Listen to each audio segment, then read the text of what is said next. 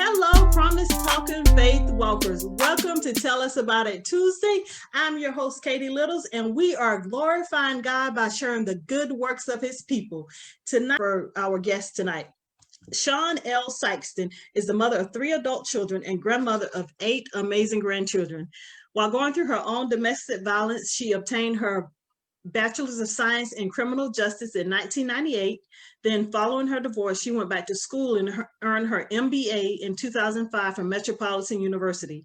Shawn Saxton recently finished Tampa Apostolic Bible Institute in August of 2020.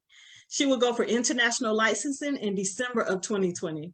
As a survivor of sex trafficking in her late teen years, exposure to domestic violence in her home during her formative years, and experiencing domestic violence in dating and marriage, Shawn understands the physical, emotional, and social pressures that girls face and how that impact can lead to long-term trauma in their lives. From her own pain and trauma came the vision for the Ramah Empowerment Center Incorporated. The Ramah Empowerment Center Incorporated is a nonprofit organization that provides gender-specific programming for girls and women ages 10 to 65 years of age. The mission is to empower girls today for the woman they will be tomorrow. Ramah uses a psychoeducational approach with a focus on holistic empowerment to begin the healing process. We look at the whole background and deal with the root of the issue.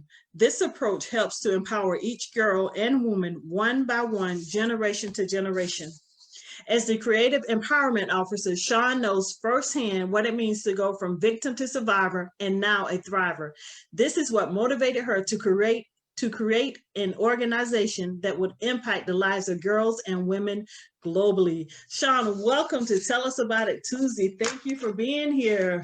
Thank you for having me. Thank you. Yes, I was reading your bio, like every time that I read it, like different phrases come out and I was like, man, that is so great. That is so great. Like the mission is to empower girls today for the woman they will be tomorrow.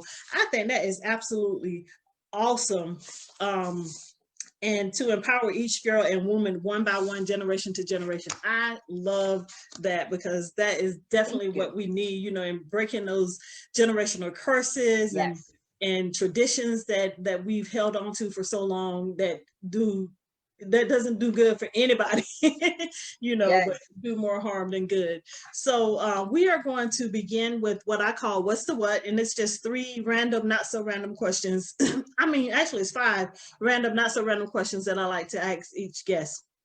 So what is one place you would like to visit? Israel. Israel. Oh, wow, you're the second guest in a row to say Israel. Yes, Israel. Yes.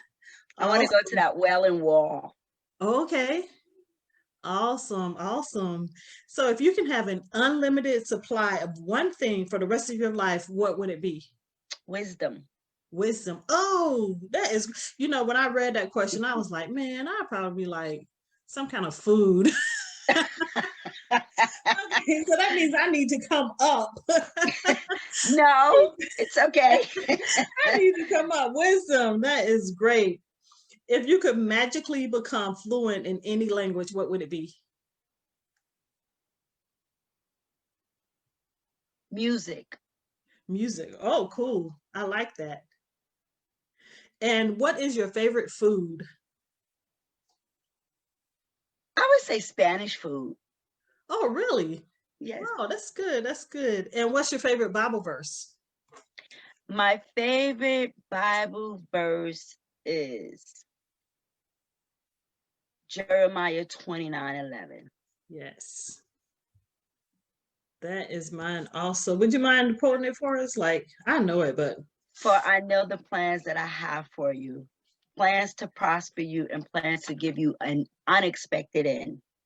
Amen. In your bio, you said you were exposed to domestic violence at home. did you think or know that it wasn't right, or did you think of it as something normal? And how did you finally come out of domestic violence? Well, I always knew it wasn't right. Okay. Never got to a point that it was normal, because it just wasn't normal. Mm-hmm. So,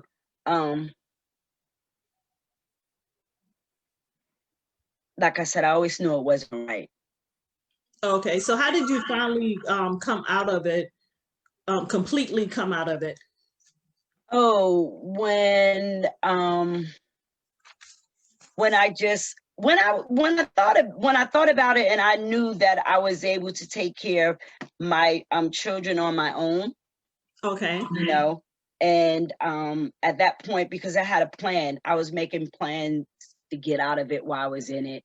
But my whole thing was to come out alive. So Okay. yeah, that was my whole thing, was to make sure I get out of it alive.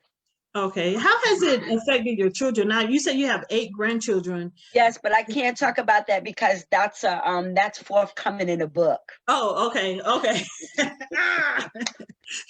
And I was only asking because Okay, let's put it this way. A Mhm. lot of times we don't realize how it affects our children when Uh-huh. we're going through it, but it affects children. Yes.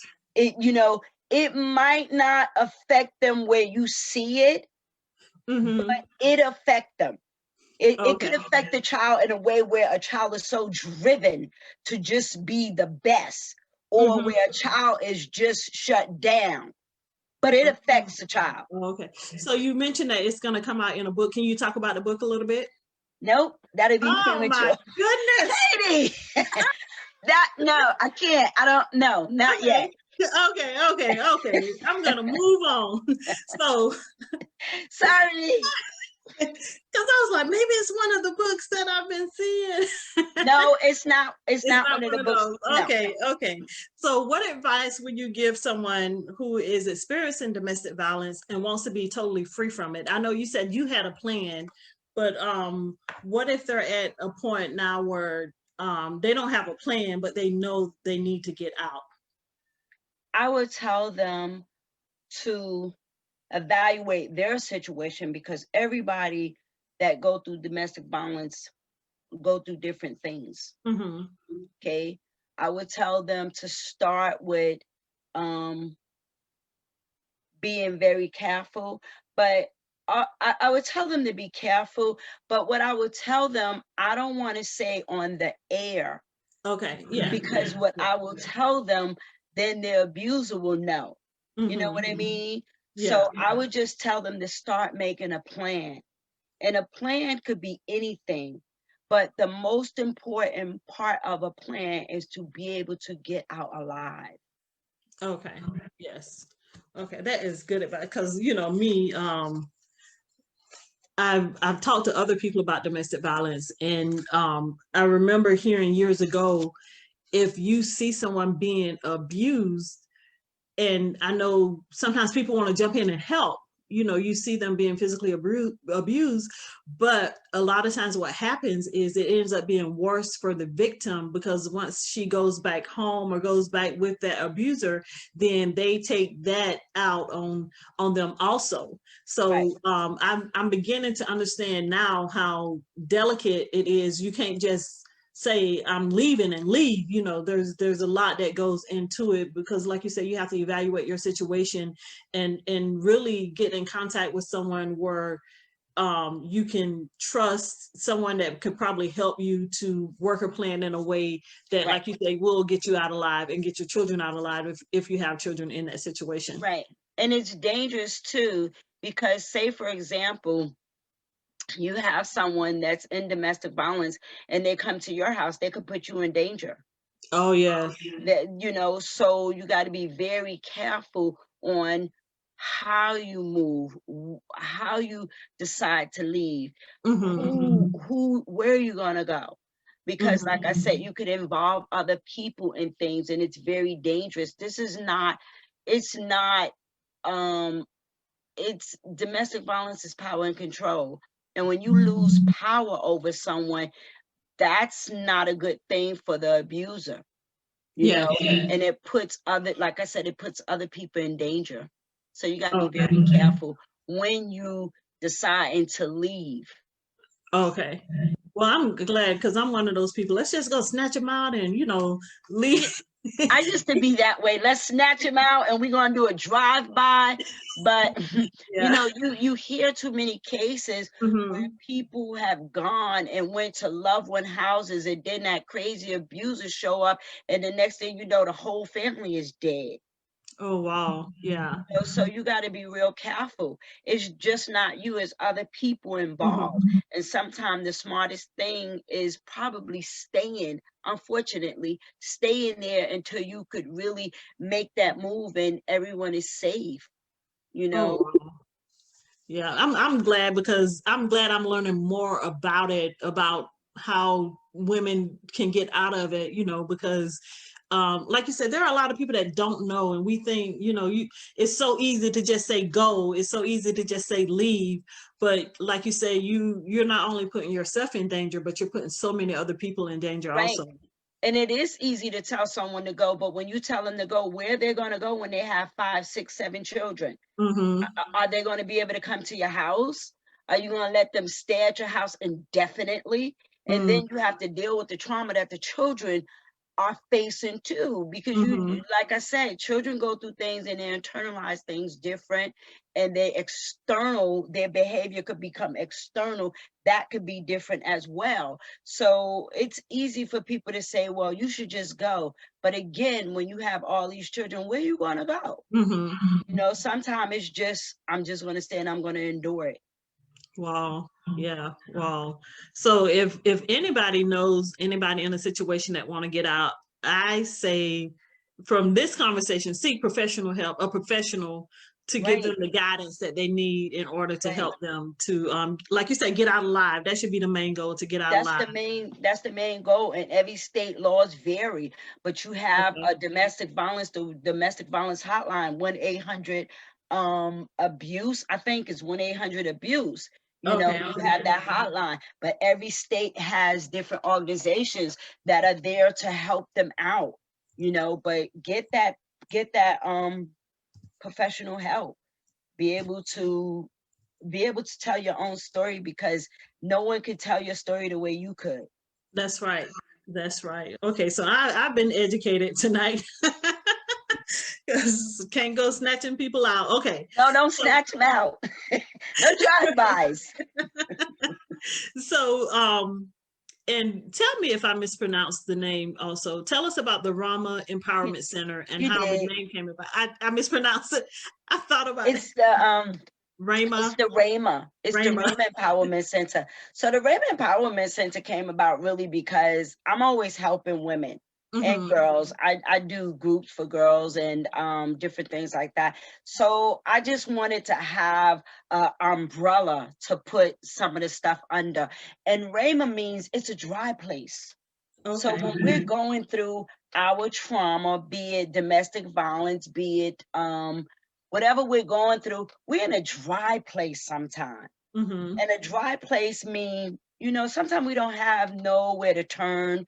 We don't have people to talk to, because there are times that we can't talk to family members about certain things because they might not understand it. And Mm-hmm. people that have not gone through stuff tend not to understand it. Sometimes people will say, you're stupid because you stay in domestic violence. Well, no, it's not that you're stupid, because nothing starts out bad. No Mm-hmm. relationships start out bad. It's 99.9% of the time a relationship don't start out bad, but it takes time. Just like it takes time to fall out of love with somebody, to fall in love with somebody. So it takes time. So that's why I started the Raymond Empowerment Center. So it's a safe place. It's a safe place for us to talk. Whether we talk on the phone, whether we talk in person, whether we talk at the beach, is just being able to have a safe place, to have a voice in that safe place. And so for your for the services there, you don't have to necessarily be a victim of domestic violence. No, because you could be a Okay. victim of something else. Okay. You could go through something else. And I just want to say, domestic violence is not only when someone put their hands on you. Domestic, I mean, it could mean mental abuse, you know, physical, I mean, well, domestic, physical, emotional, you know, it could be any kind of abuse that you're going through that you might need someone to talk to about, you Okay. know. I also deal with bullying as well. Oh, wow. Okay. Yeah. All right. That's good. That's good. So are the services you offer only for your local area, or have you gone statewide or national? I have spoken to people out of Florida. So no, Okay. because it could be it could be anywhere, because you know where God is sending me is not just in Florida, not just in the Yes. United States. So he's sending me to the nations. So if that means that someone might be in Argentina and don't know how to get help, maybe I might have to call someone in Argentina and speak to someone, even if I have to call the national council, some council that deal with America, because I don't speak Spanish, you know. Yeah. But it doesn't matter. I have helped people. I have helped people that was Asian, you know, get out of Okay. domestic violence. And believe me, I didn't speak the language, but you know, we have a way of communicating with people when we need to. Yes. When we need to, we know how to communicate with people and don't even have to speak the language. You know, we Yes. smile and grin and we get it done. Yeah, that is awesome. That is awesome. I'm so glad that you're able to reach out outside of your circle, or what people may perceive as your circle, because in my mind I'm thinking all of Florida, maybe all of the United States. But Or your circle is anywhere. so much And bigger it's than that. anywhere. And it's just I don't just help black women. Yes. I don't just help black women. I help women. Yes. I like that. I like that. So you are an author and a co-author. I am. Tell us about the book projects you have been a part of, and do you have plans for more books in the future? Okay, so I've been since COVID-19, I've been a part of 3 books.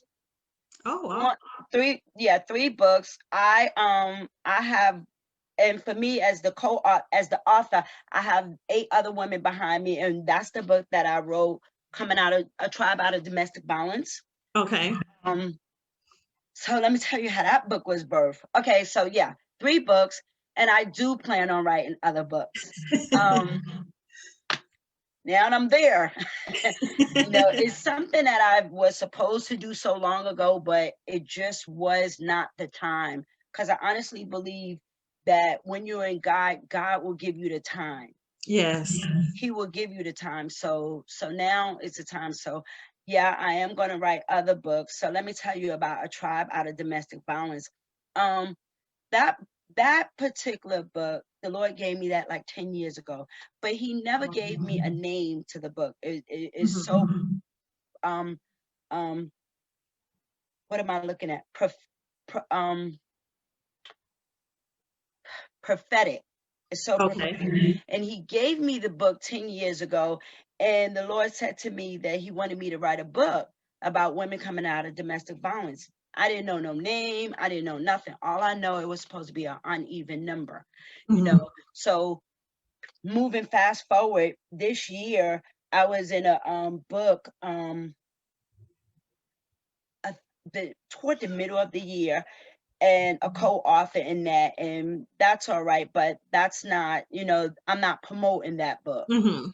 um so when I finished that, the Lord was saying, okay, now it's time.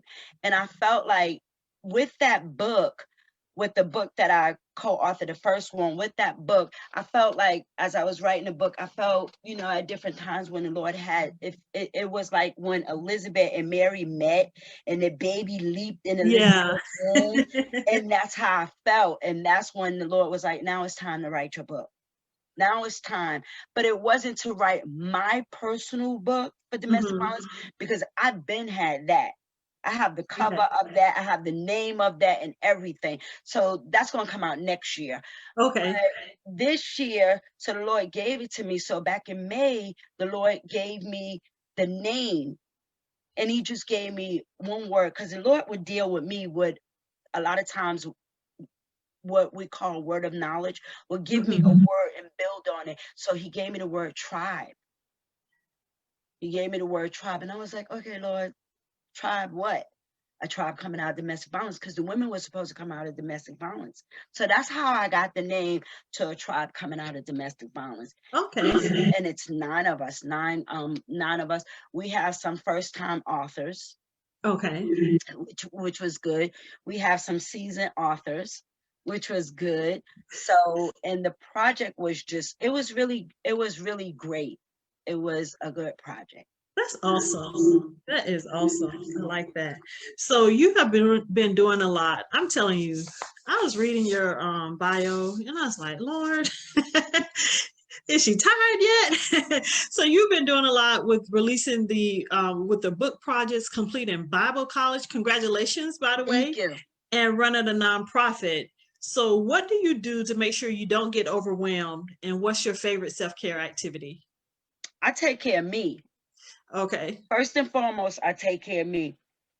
I know when to pull back off of something. I just got out of a project because I was like, I don't have time. You know, and it's supposed to be a big project, and it was a global project, but I don't have time. I can't do it because I'm in the middle of moving. So I had to say no. I have to pass. And I do know how to say no because I don't have to be on every show. Amen. That's awesome. Now, have you always been able to say no and not feel bad about it? Because I know. Yeah, I don't feel bad when I say no. No, yeah. That's good. No. Yeah. Because I know that happens sometimes. People say no, but then they feel like they have this guilt for saying no because they want to help out and different things like that. So that's good. I teach people on how to say no and don't feel no kind of way. No. That's awesome.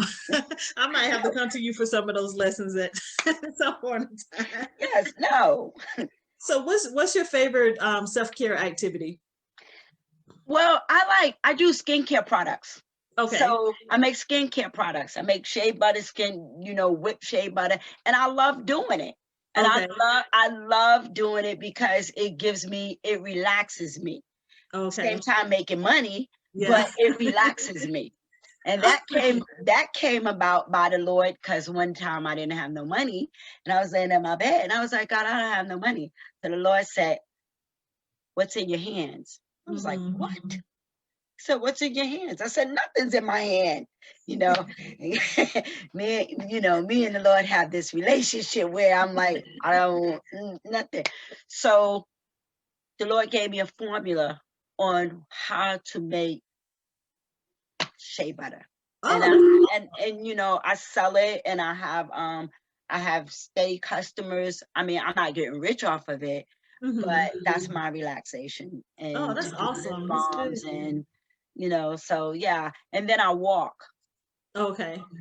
I walk, and of course, I spend time with God, so I have to he gives me a refresher. He refreshes me, when I spend time with him. He's going to make sure he refreshes me. Amen. That's awesome. I like that. So we have a show called Power Surge where we explore promises from the Bible. How important has your faith in God been in your journey to get you where you are today and where you see yourself going in the future? It has been very important because honestly, I don't really think I would be where I'm at today. I'm not where I want to be, but I don't think I would have my right mind, especially during this pandemic. You know what I mean? Because this pandemic has, it's a lot of uncertainty. Yes. The pandemic is a lot of uncertainty, but one thing is certain is he's faithful. Yes, he is. He's very faithful. Yes. There are times that I might being transparent, I might doubt him, but then he'll tell me, I never left you. Yes. That's you that took your eyes off of me, Peter. Mm-hmm. I didn't leave you, you know. So where I'm going, God has some plans. He has opened up some doors for me, some doors that I know for a fact He's opened them, because I couldn't open these doors in my wildest imagination. Yes. Some things that He has done for me just within the last 2 weeks, I know that they have been God and none of my own. Yes. So I'm trusting Him, and I'm learning how to trust Him more. And even when I don't see Him, I know where He's brought me from. Yes. So I can hold on to knowing where God has brought me from, because He's faithful. Yes. And as I'm listening to you talk, I can hear Jeremiah 29:11 in the heart of your in the heart of your answer, because as long as you know that God has a plan for you and that He has good things for you, and He has, He thinks good thoughts about you, towards you, I know that a lot of time keeps me grounded, and helps me to stay on track, even when things look like you said, we are in a time of uncertainty. So I just heard Jeremiah 29:11 all in, all in your answer. I like He's that. faithful. He's very Oh, faithful. yes. Yes, He is. So tell us about two people who have been influential in your life. Well, two of the people that has been influential in my life, one was my mom. Okay. She's no longer here, but definitely my mom. And then I would say the other one that has been very influential in my life was my Aunt Ruthie. Okay. I've had other women that was very influential in my life, but these are the women from the very beginning, Mm-hmm. from knee high, that has been very influential, very consistent in my life. Mm-hmm. Very consistent. My mom and my Aunt Ruthie. And Right. there's been other women, but you said two, so I'm gonna stop. Yeah, too. That's why I had Yeah. to put a limit on it, because most of the time people are like, there's so many people, Yeah, but we have to limit it to two because of time. yeah, yeah, yeah. So give us one piece of general advice that has helped you. I practice what I live, and I practice what I say. Okay. And one general, I'm big on people integrity and character. And Yes. that's what helps me. What you see is what you get. Mm-hmm. I don't say one thing and live another way. Yes. And I don't do one thing in the day and another thing at night. Yes. Integrity and character. Yes. Very big to me. Yes, those are very, very important, because I used to hear the saying in church all the time, don't let your gifts take you where your character won't keep you, or something similar to that, because you can get in I the heard something like yeah. that. Yeah. Mhm. Yeah, Yeah. it was like I be having these little sayings going on in my mind. I can't remember them all straight, but that was the gist of it. Mhm. Oh, Lisa said your shea butter is absolutely awesome. Thank Okay, you, Lisa. so, and Thank as you, I'm Lisa. saying that, because I didn't know about the shea butter and all that, because it wasn't in the bio. You do No, have entrepreneur down there, but anyway, maybe we can get the information on, if someone wants to order that, how they can go about doing that. all they have to do is like catch me on Facebook and Okay. let me know, and I'll mail it. Yeah, I have Cash App. They can Cash App me first, and I'll mail it. Yeah. Yeah, It's a on two-way Facebook. transaction, people. Yes. And I'll mail it. Mhm. Okay, and so as we are closing, is there anything else before you give us your information, how to connect with you online? Is there anything else that you would like to say, or anything else you would like to talk about? No, I just thank you for having me, and I'm so glad, because I was like, I don't even know the questions. I don't even know what's what. What am I going to talk about? What am I going into? Nothing. But I thank you, because you were so professional, and I just thank you, Thank for you. inviting me on your show. Thank you, because I have to let you know, you were definitely on my short list when we were on the panel together back in, I think it was June. Oh, um yeah, I definitely made a mental note, okay God, where can I put her in at? So you were definitely one of those people. As soon as I met you, we met virtually, but I still there was still something that I definitely wanted to get you on the show so that you could tell people about how God is doing things in your life. So thank you. I've learned a lot tonight, especially about domestic violence, a lot of stuff that I did not know.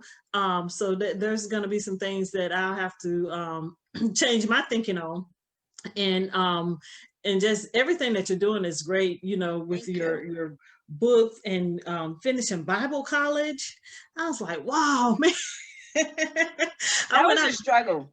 That was a really. long. Yeah, I started that. I started that maybe about 10 years ago. It was free. Now Oh it was wow. free. No, it was free 10 years ago. Then Uh-huh. 3 years ago, I had to pay for it.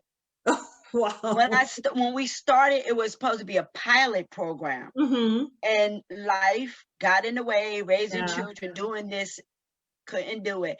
But God gifted me with it. Although it wasn't free the 3 years that I went, Mm-hmm. but God allowed.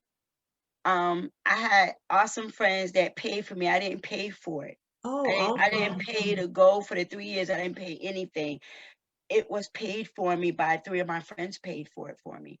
Awesome. Awesome. So I just hope somebody pay when I go back to school to get my doctorate. So I don't know. I don't know. And So you said you're going to be going for international licensing next year. I mean, yes, in December, is that a long process, or I what don't is, you know. know I what that just is? gotta, I just gotta, I just gotta, I don't even know. You don't know yet? No, I don't even know. I have my license, my local license. I Mhm. have that really now. So then I'll take the international license or however it go. Yeah. I didn't even decide. I didn't even ask all the details because it's like I just got to do it. My pastor said you just got to do it. Yeah. So Yeah. I'm just gonna do it. Amen. That's great. Well, we're going to keep you lifted up in prayer so that you Thank can you. get through that too. So, because I think it's absolutely great when you are moving forward with education and empowering yourself to go forward and do Yes. the things that God has called you to do. So, oh, really quick before we leave, where can our viewers connect with you online? Okay, so you could get me Shawn Lovely Saxton on Facebook. Um, yeah, you could just get me on Facebook, and then I could just give you all the rest of the stuff. Or I have a telephone number which is 860-800-2079. Okay. And also, she is tagged in this video, so you can just click on her name and that'll take Yes, you right to her Facebook page. So you can reach out to her that way, find out about that shea butter, that lip balm, all that other good stuff, and her book projects and everything, and find out more about the Ramah Empowerment Center yes. also. And so this is a nonprofit, so people can donate It's because it's a nonprofit. they could, but it's not a 501c3. Oh, okay. It's Okay. it's not a 501c3, but yes, they could definitely donate, if So that's y'all what can they want. donate, but you're not gonna get a tax statement at the end of the year. So No. Yeah, we taking some things up now to do some things for women because uh-huh. everyone is always doing stuff for single mom children, but Yes. we need to kind of like think about the single moms as well. Okay. For them, like undergarments, you could even send it. You could buy something, send it. It doesn't matter. I don't, a lot of times I spend things out of my own pocket, but Okay. just to do some things for some moms. You have it, folks, straight from minister, author, entrepreneur, product developer, Shawn Saxton herself. Thank you so much for being on. I really enjoyed talking to you tonight. And thank you everyone for joining in. Please share this video out to your timeline so other people can learn about the great things that God is doing. We will see you. Have a great night and God bless you. Amen.